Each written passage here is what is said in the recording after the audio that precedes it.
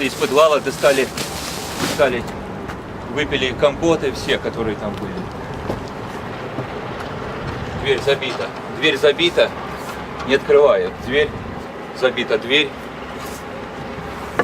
Палка, вот, которой сторож ходил. С этой палкой ходил сторож.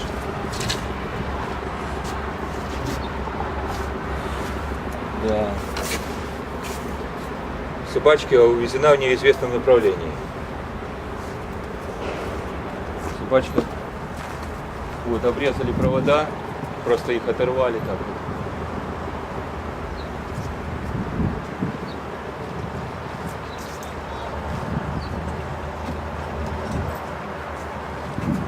Смотрите, как вывезли все стеллажи отсюда, имущество. Даже не все имущество вывезено было представителями судебных исполнителей.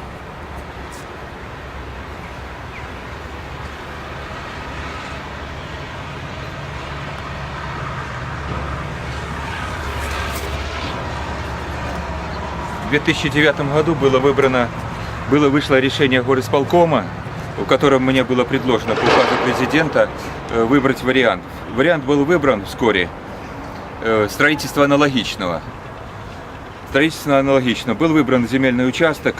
Жилстрой прислал сюда своих представителей, проектантов, Жилмонолит проекта. Они затратили время и провели четкий обмер всех зданий, всех строений с описанием, с терминами архитектурными и приступили к изготовлению проектно-сметной документации. Но вскоре я узнал, что этот участок, который был мной выбран, было решено генеральным директором приостановить любые строительства на этом участке. Первоначально была сделана оценка всего имущества дома и всех строений. Дома, гаража двухэтажного с мастерской, бани, всех навесов, сараев.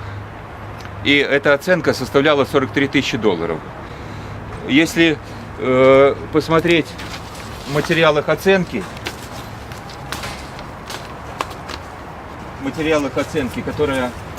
которая там не надо. Вот оценщик выходит на стоимость квадратного метра $556 США.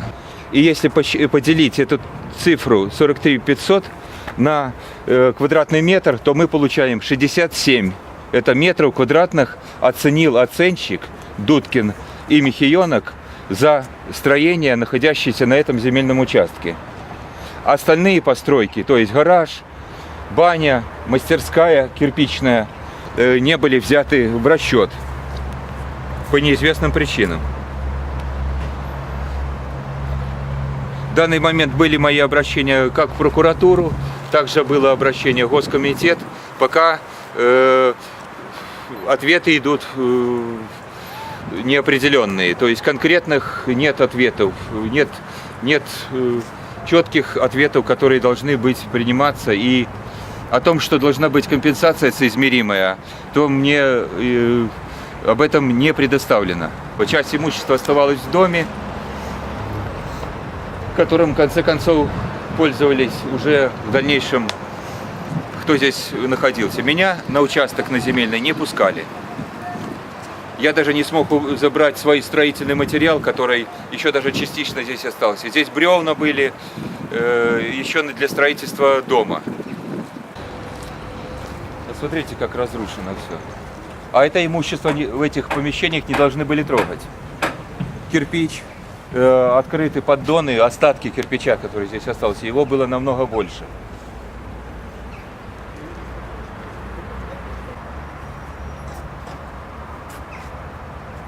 Остались лежать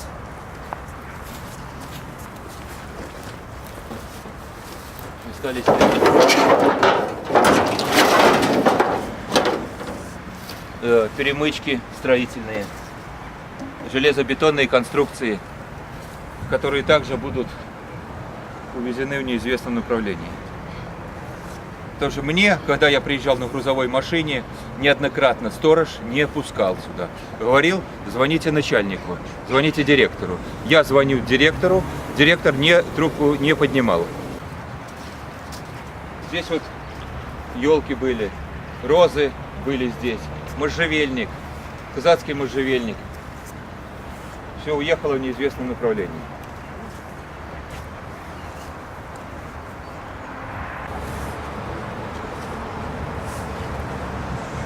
Мне это сложно понять, потому что начальник отдела принудительного исполнения Лысенок сказал, судом решено изъять у меня 67 квадратных метров.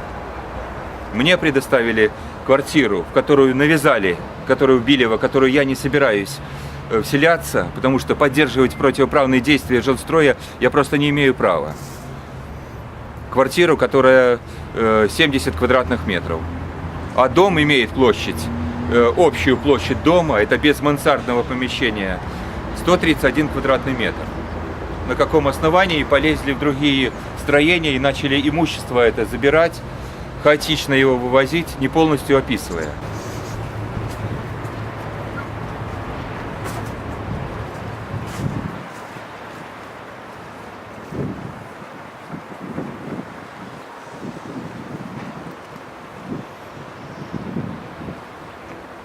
Вот они, рельсы, которые были в бане.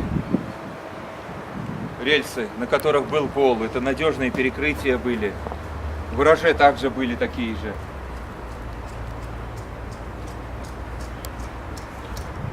Вот обратите внимание, станина станка. Станина станка. Таких было станков 4. Был еще станок лучоса деревообрабатывающий. Все увезено в неизвестном направлении.